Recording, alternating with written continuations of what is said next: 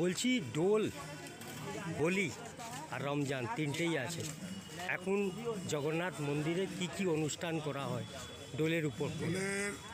প্রথমে দোলের শুভেচ্ছা জানাই, হোলির শুভেচ্ছা জানাই, রমজানে যে মুসলিম ভাইরা রোজা রাখছেন তাদেরও জানাই সুস্থ থাকুন।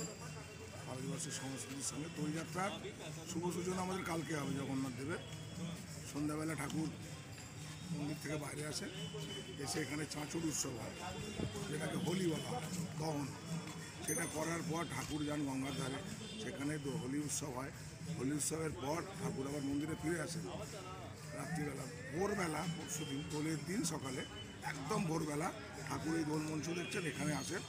এই দোলমঞ্চে ঠাকুর এসে সারাদিন থাকেন এবং গ্রামের যত মহিলা পুরুষ নির্বিচারে, জাতি ধর্ম নির্বিচারে সবাই আসেন। ঠাকুরকে আবির খেলেন, রং খেলেন, নিজেদের মধ্যে আবির মাখেন, রং মাখেন। তারপর ঠাকুর সারাদিন পর সন্ধ্যাবেলা ফিরে যায়, নিয়ে গিয়ে এই দুটো দিন দেখবে ঠাকুরের ভোগ হয় রাত্রিবেলা। সারাদিন ভগবান প্রায় ফল মিষ্টি খেয়ে থাকেন। রাত্রিবেলা মন্দিরে গিয়ে ঠাকুরের আবার যাগযজ্ঞ করে হোম করে ঠাকুরের ভোগ রাগ হয়। এইভাবে বছরের পর বছর ধরে আমাদের দোলযাত্রা আমরা পালন করে আসছি।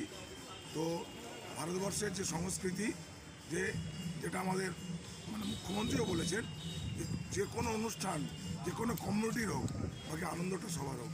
তাই আবার শুভ দোল, শুভ হোলি ও রমজান মাসের শুভেচ্ছা জানাই ভারতবর্ষের সমস্ত মানুষকে।